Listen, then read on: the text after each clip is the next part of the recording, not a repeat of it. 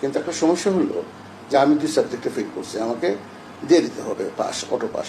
জাতীয় বিশ্ববিদ্যালয় কোনো অটো পাস দেবে না। আমি জয়েন করার সাথে সাথে সিদ্ধান্ত নিয়েছি, কোনো অটো পাস যদি জাতীয় বিশ্ববিদ্যালয় দেয়, বাংলাদেশের সমস্ত শিক্ষা ব্যবস্থা ধ্বংস হয়ে যাবে, একদম সারা দেশের শিক্ষা ব্যবস্থা কলাপস করে যাবে। কালকে সবাই চাবে, বুয়েট চাবে, ঢাকা ইউনিভার্সিটি চাবে, এটা একটা সমস্যা তৈরি হবে। এটা আমরা কোনো অটো পাসের দিকে আমরা যাবো না, এবং অটো পাসের পক্ষে দেশের সাধারণ মানুষও না, এবং নীতি নির্ধারক যারা আছেন তারাও না।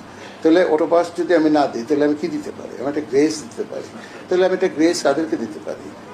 যারা একটা এক্সপেক্টেড, যারা কাছাকাছি যারা আছে, যারা টাইমে পাস করা যাবে।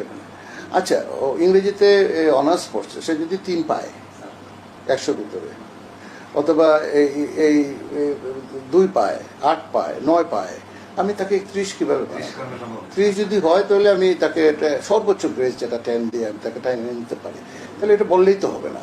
তারা চাচ্ছে যে না, আমরা অনেকদিন থেকে অপেক্ষা করছি, আমরা অনেকদিন থেকে পরীক্ষা দিচ্ছি, পাশ করতে পারি না, আমাদেরকে এটা পাশ করাই দেন। তাহলে একটা ইংরেজিতে অনার্স পাশ করবে একটা ছেলে, সে একটা প্যারাগ্রাফ সুন্দরভাবে, একটা প্যারাগ্রাফ কারেক্টলি লিখতে পারে না ইংরেজিতে। এটার জন্য সে এই একা দায়ী, আমি সেটা বলছি না। এটার জন্য আমরা সবাই দায়ী, রাষ্ট্র দায়ী, আমি দায়ী, আমাদের বিশ্ববিদ্যালয় দায়ী, আমাদের শিক্ষকরা দায়ী, সবাই দায়ী। এই জায়গাটা আমরা অ্যালাউ করতে চাচ্ছি না। So no auto pass.